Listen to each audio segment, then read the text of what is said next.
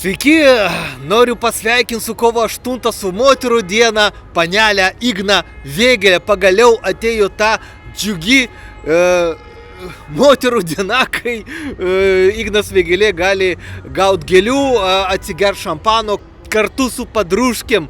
Noriu palinkėti paneliai Ignui Vėgėlei ir toliau žavėti Lietuvos kaimiečius savo šukuoseną, bet taip pat noriu ir palinkėti paneliai Ignui Vėgėlei, kad jinai išmoktų suvaldyti kartais savo moteriškumą. Pavyzdžiui, nereikia daugiau mylėtis su berniukais. Jai reikia vis dėlto pagaliau pradėti rinktis suaugusius vyrus arba berniukus našlaičius. Kitas Lietuvos moteris taip pat sveikinu su kovo 8.